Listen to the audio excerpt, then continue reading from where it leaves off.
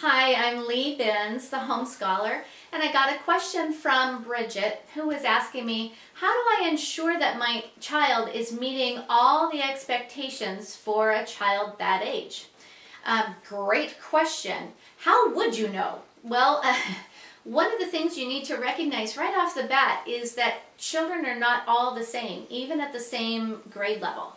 And so if you were to ask a public school teacher what the average 8th grade child is able to do, you would find a huge variety in their expectations. And especially as the child gets more towards high school, you can't really tell what grade they're in. It's sort of not an important piece of information, especially when they get into high school and they have really begun to demonstrate mastery over reading, writing, math, and whatever science they're doing and foreign language they're doing. Then your focus becomes more not how are they at 8th grade level, are they at 10th grade level. Your focus becomes instead, how can I encourage my child to learn something that he or she does not already know? Okay, and as long as that's your focus, you're going to continue to be successful.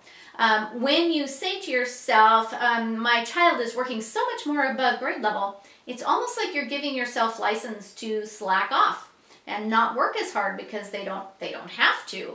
Or you know, the other side, if they're so far behind, then you might have this expectation my child will always be behind. So why would I try to get into geometry? My child's always going to be behind.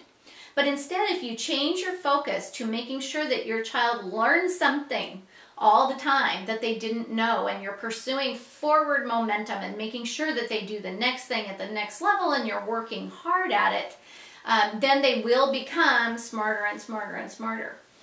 So you're not going to really know what grade level their achievement is in one particular thing. Now, what you can do is to give your child a standardized test each year in their own grade level. Something like a CAT test or ITBS or SAT 10 or something like that, where they're taking a test that is intended just for 9th graders or just for 10th graders. And then you'll get a percentile score that says, you know, they scored at the 87th percentile. And that can give you some information too. It's still not going to say, you know, every situation your child is working at an 8th grade level, but it will tell you that out of all 8th graders in the world, your child is at the 87th percentile and doing very well, okay? And so I encourage parents to give an annual assessment each year, a standardized test each year.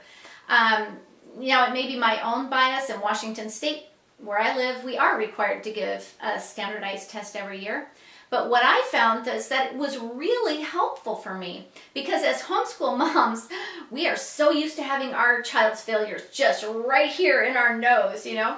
And sometimes we kind of forget how they are in the grand scheme of things. And having an annual assessment, a standardized test, just once a year, can give us that overall perspective nationwide, where does my child stand? So I think that will be helpful. Have a great day.